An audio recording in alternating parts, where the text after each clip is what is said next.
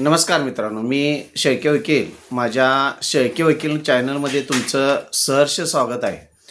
मित्रांनो, आजच्या व्हिडिओमध्ये फार महत्त्वाची आपण माहिती पाहणार आहोत. कोणकोणत्या कारणामुळं फेरफार हे तलाठी रद्द करत असतात किंवा सदरचं फेरफार रद्द करण्याचा अधिकार तलाठी यांना असतो का, किंवा त्याबाबत कायदेशीर प्रोसिजर काय सांगते, त्या संदर्भात आजच्या व्हिडिओमध्ये आपण पाहणार आहोत. मित्रांनो, फेरफार म्हणजे आधी आपण काय ते पाहूया.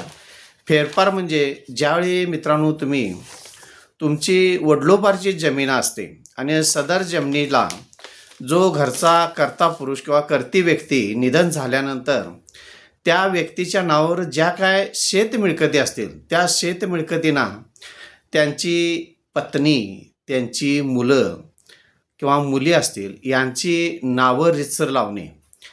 आता त्यांची नावे कोणत्या गोष्टीमुळे लागतात तर ते फेरफारमुळे लागत असतात. ही पहिली गोष्ट झाली. दुसरी फार महत्त्वाची गोष्ट, बक्षीसपत्र केलेलं असेल तर, खरेदीपत्र केलेलं असेल तर, मृत्यूपत्र केलेलं असेल तर, किंवा कोर्टामध्ये असा काहीतरी दावा दाखल केलेला असतो, मग ते महसूल कार्यालयातील असेल किंवा महसूल न्यायालयातील असेल किंवा दिवाणी न्यायालयातील असेल, अशा प्रकारे जर काही न्यायनिर्णय झालेला असतील कोर्टामध्ये आणि त्या कोर्टाचा जर आदेश असेल तर त्या बाबतीत तशी जर सूचना ही तलाठी यांना मिळाले असेल तर त्या बाबतीत फेरफार हे नोंद केले जात असतात. आता फेरफार म्हणजे काय, ज्या व्यक्तीच्या नावावर मिळकत असेल त्या व्यक्तीच्या नावाला मिळकत दुसऱ्या व्यक्तीच्या नावावर नोंद करणे म्हणजेच काय, फेरफार करणे. आता कशा पद्धतीनं आणि त्यासाठी कोणकोणती महत्त्वाची कागदपत्रं असतात तर पहिल्या व्यक्तीच्या नावावर जी काय मिळकत असेल, समजा त्या व्यक्तीनं मृत्यूपत्रान दिलेलं असेल, खरेदीपत्रान दिलेलं असेल, बक्षीसपत्रान दिलेलं असेल किंवा विक्री केलेली असेल किंवा कोर्टाचा एखादा न्यायनिर्णय त्याच्या विरोधात गेलेला असेल तर अशा प्रकारे ती मिळकत दुसऱ्याच्या नावावर लागत असते. अशावेळी फेरफारमध्ये बदल होत असतो. आता हे सदरचे फेरफार रद्द कधी होतात हे आपण पाहूया मित्रांनो. सदर फेरफार घालण्याचा अधिकार हा तलाठी यांना असतो. तलाठी काय करतात, ज्यावेळी तुम्ही खरेदीपत्र असेल, बक्षीसपत्र असेल किंवा मृत्यूपत्र असेल, ही संपूर्ण कागदपत्र ज्यावेळी तुम्ही अर्जासहित तलाठी यांच्याकडे सादर करता त्यावेळी तलाठी हे परमिशन किंवा संमतीसाठी भागमंडल अधिकारी म्हणजे सर्कल यांच्याकडे पाठवतात आणि सर्कल त्याची संपूर्ण चौकशी करून त्या पद्धतीनं तलाठी यांच्याकडे परत पाठवून सदरचा फेरफाराची नोंद केली जात असते. पण काही फेरफारांची नोंद ही केली जात नाही, सदर फेरफार हे रद्द केले जातात. त्याची आता कारणं आपण कोणकोणती आहेत ते मित्रांनो आजच्या व्हिडिओमध्ये पाहूया. पहिलं फार महत्त्वाचं कारण म्हणजे, समजा एखादा गट सामायिक गट आहे किंवा सहहिस्सेदार एखाद्या गटामध्ये आहेत आणि त्या गटातल्या व्यक्तीनं जर इतर सहहिस्सेदारांची संमती घेतलेली नाही आणि सदरची आपली शेती मिळकत जर दुसऱ्या व्यक्तीला, गटातल्या सहहिस्सेदारांना सोडून जर दुसऱ्या व्यक्तींना जर सदरची शेत मिळकत विक्री केलेलं असेल आणि सदरचा खरेदी विक्री व्यवहार हा इतर सहहिस्सेदारांना माहिती नसेल आणि अशावेळी जर खरेदीपत्र झालेलं असेल, सदरचं खरेदीपत्र हे फेरफार करण्यासाठी जर तलाठी यांच्याकडे दिलेले असेल तर तलाठी भागमंडल अधिकारी यांच्या परवानगीनं नोटीस 15 दिवसाची काढत असतात आणि त्यामध्ये कुणाची हरकत अडथळा आहे का याची माहिती मागवत असतात. अशा माहितीबद्दल जर सहहिस्सेदारांची काही आडकाठी असेल, हरकत असेल, अडथळा असेल तर असे सहहिस्सेदार हे तक्रार दाखल करत असतात. त्यावेळी अशा तक्रार जर सहहिस्सेदारांची असेल अशावेळी तलाठी असेल किंवा भागमंडली अधिकारी असेल ते सांगत असतात, जर तुमची काही तक्रार असेल तर तुम्ही मेहरबान कोर्टाकडून स्टे ऑर्डर आणा किंवा मनाई हुकूम आणा किंवा टेटॅस्को आणा, म्हणजे जशी आहे तशी पोझिशन ठेवण्यासाठी. मग त्यावेळी ती व्यक्ती जे सहहिस्सेदार असतात ते मेहरबान कोर्टाकडून मनाई तरी आणतात, स्टे ऑर्डर तरी आणतात किंवा टेटॅस्को जशी आहे तशी पोझिशन राहावी फेरफाराची. अशा पद्धतीनं मेहरबान कोर्टाचे आदेश आणल्यानंतर सदरचा आदेश ज्यावेळी तलाठी किंवा मंडलाधिकारी यांचा दिला जातो त्यावेळी सदरचा फेरफार हा रद्द होऊ शकतो. अशा पद्धतीनं ही पहिली प्रोसिजर आहे. दुसऱ्या प्रोसिजरमध्ये मित्रांनो जर आपण पाहिलं तर काही शहरामध्ये असं आपल्याला आढळून आलेलं आहे. एकच प्लॉट अनेक व्यक्तींना विकला जात असतो किंवा एकच शेत मिळकत समजा 10 गुंठ शेत मिळकत आहे, ती सदरची 10 गुंठ एखाद्या व्यक्तीला विकलेले असते आणि त्याचा फेरफार हा प्रलंबित असतो किंवा फेरफार घातलेला असतो.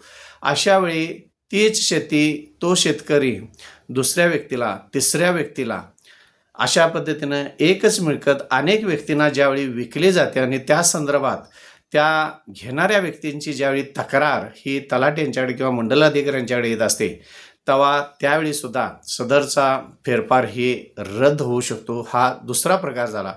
आता तिसरा फार महत्त्वाचा प्रकार म्हणजे वडिलोपार्जित जमीन असेल आणि वडिलोपार्जित जमिनीला जर जो कर्ता पुरुष घरातला असेल त्याचं जर निधन झालेलं असेल, तर कायद्याच्या दृष्टीने किंवा वारसा हक्काच्या दृष्टिकोनातून सदरचं व्यक्तीचं निधन झाल्यानंतर त्याची जर पत्नी अस्तित्वात असेल तर त्या पत्नीचं त्याचबरोबर त्यांना जी काही मुलं असतील, मग मुलं असतील किंवा मुली असतील, ह्या सर्वांची नावं ही वारस रेकॉर्डवर घेणं फार गरजेचं जातं.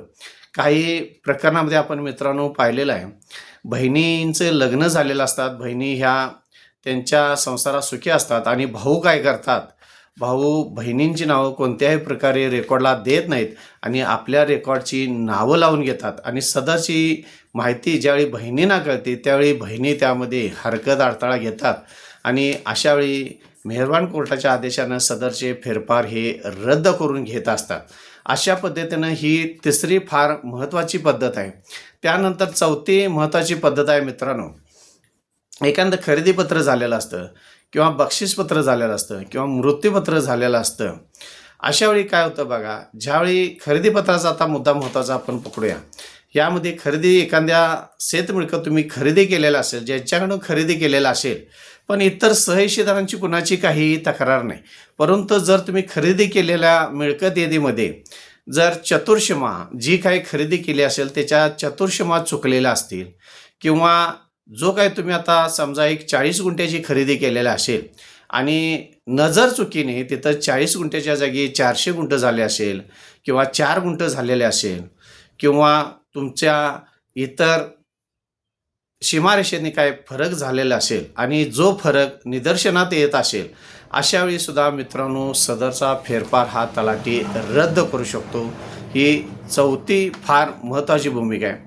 त्यानंतर पाचवा महत्त्वाचा जो आदेश किंवा फेरफार रद्द कोणत्या गोष्टीवर केला जातो, तर मित्रांनो एखादी शेत मिळकत एखादी व्यक्ती आणि दुसरी व्यक्ती खरेदी करत असते, त्यावेळी काही त्या शेत मिळकतीबाबत जी व्यक्ती विकत असते त्या शेत मिळकतीबाबत काही महसूल न्यायालयात असतील किंवा दिवाणी न्यायालयात असतील, काही खटले हे प्रलंबित असतात आणि सदरचे खटले प्रलंबित असताना त्या शेत मिळकतीची विक्री केली जात असते आणि सदरची गोष्ट ही लपवून ठेवलेली असते किंवा काही कारणानंतर सांगितली जात नसते आणि अशावेळी जर कोर्टाचा निर्णय झाला की सदरचा फेरफार रद्द करण्यात यावा, तर अशावेळी दिवाणी न्यायालय असेल किंवा महसूल न्यायालय असेल यांच्या आदेशानं सदरचं फेरफार हे रद्द होऊ शकतात. अशा पद्धतीनं मित्रांनो 5 प्रकारे जर फेरफार नोंद केलेला असेल तर सदरचे फेरफार हे रद्द होऊ शकतात. पहिली फार महत्त्वाची गोष्ट म्हणजे जर मित्रांनो आपण पाहिलं, कोर्टाही कोणता असेल, स्टे असेल, मनाई हुकूम असेल किंवा टेटॅस्को असेल, अशा पद्धतीनं पहिल्यांदा फेरफार हा रद्द करण्याचा अधिकार तलाठी आणि सर्कल यांना देण्यात आलेला आहे. त्याचबरोबर दुसरा फार महत्त्वाची म्हणजे एकच मिळकत जर अनेक व्यक्तींना विकलेले असेल, हा दुसरा मुद्दा फेरफार रद्द करण्यात जातो. तिसरा फार महत्त्वाचा मुद्दा येतो, जर वाडवडिलार्जित प्रॉपर्टी असेल आणि सर्व वारसांची जर नोंद केलेली नसेल आणि एखाद्या वारसानं ज्या वारसाची नोंद केली नसेल त्या वारसानं जर हरकत अडथळा निर्माण केलेला असेल तर सदरचा फेरफार रद्द करता येतो. त्यानंतर जे काही खरेदीपत्र किंवा इतर कागदपत्र जी ट्रान्सफरेबल असतात त्यामध्ये तफावत असेल मूळ कागदपत्रात आणि खरेदी कागदपत्रात, किंवा अशा काही त्रुटी पण येतात की ज्या व्यक्तीच्या नावावर खरेदी मिळकत घेतलेली आहे ती व्यक्ती शेतकरीच नसेल, त्याचा शेतकरी आधी उतारा नसेल, अशा व्यक्तीच्या नावाला सुद्धा फेरफार हा रद्द होत असतो. आणि पाचवा फार महत्त्वाचा मुद्दा आहे, असे काही आदेश सहकार न्यायालय महसूल न्यायालयाचे असतील किंवा दिवाणी न्यायालयाचे असतील, त्यामुळं सदरचे फेरफार हे रद्द होऊ शकतात. मित्रांनो, माझ्या चॅनलवर जर नवीन असाल तर सबस्क्राईब करा, लाईक करा, शेअर करा. आणि फार महत्त्वाची गोष्ट आहे, मी जे हे ज्ञान देत असतो ते माझ्या परीनं जितकं मला कायद्यातल्या तरतुदींची माहिती आहे तेवढं तुमच्याबद्दल पोहोचवण्याचा प्रयत्न करत असतो. तुम्हाला जर तुमच्या फेरफारबद्दल किंवा कायद्याच्या कोणत्याही तरतुदीबद्दल किंवा तुमचे वैयक्तिक काही प्रश्न असतील आणि तुम्हाला समजा काही मोफत कायदेशीर सल्ला पाहिजे असेल तर माझी विनंती आहे तुम्हाला, संध्याकाळी 5च्या पुढं आणि संध्याकाळी 8, 8:30 पतर तुम्ही मला फोन करू शकता. मी तुम्हाला मोफत सल्ला देईन. त्यामुळं मित्रांनो, कोणत्याही गोष्टीमध्ये तुम्ही शेतकरी जर असाल तर माझी तुम्हाला विनंती आहे, फोन कसा करू, काय करू, तुम्ही बिनधास्त मला फोन करा. 5-6च्या फोन पुढं करा. काही पक्षकारांचं जर तक्रार असते की साहेब तुम्ही फोन उचलत नाही एकदा, पण काही कामानिमित्त जर मी बाहेर असेल, गाडी चालवत असेल किंवा अशा ठिकाणी असेल की फोन उचलू शकत नाही, त्यावेळी मित्रांनो काही गोष्टी समजून घ्या. तुम्ही जरी फोन केला तर मी परत तुम्हाला फोन करत असतो. मी स्वतःहून तुम्हाला फोन करत असतो, मग ते कुणाचाही फोन असू दे. त्यामुळं माझ्या संपूर्ण शेतकरी माझा विनंती आहे की फोन कसा करू. काही पक्षकारांना भीती वाटत असते की वकिलांना कसा फोन करायचा, काय विचारायचं. तुम्ही बिनधास्त फोन करा. तुमच्या ज्या काही शंका असतील त्या निरसन करून घ्या, कारण जीवनामध्ये कायदा हा थोडा कसाना माहिती पाहिजे. आणि मित्रांनो, माझी कोणतीही ₹1 फी नाही आहे. जेवढं तुम्हाला कायदेशीर नॉलेज पाहिजे असेल तर तेवढे घ्या. पण विचारताना माझा दुसरी एक विनंती आहे की जास्त पल्ला लावू नकोसा, जास्त चुकीचे प्रश्न विचारणार. जे योग्य आहेत ते म्हणजे तुमचाही वेळ वाचेल आणि माझाही वेळ वाचेल. महत्त्वाची गोष्ट म्हणजे आणि ज्या आमच्या शेतकरी बंधूंचे जे मला फोन येतात त्यांच्यासाठी 1-2 मिनटं वेळ देता येईल अशा पद्धतीनं थोडासा वेळ घेऊन, महत्त्वाचे प्रश्न असेल तर कितीही वेळ लागू देत, महत्त्वाची गोष्ट असेल तर कितीही वेळ लागू देत, त्याबद्दल कोणत्याही प्रकारची तक्रार मित्रांनो. धन्यवाद.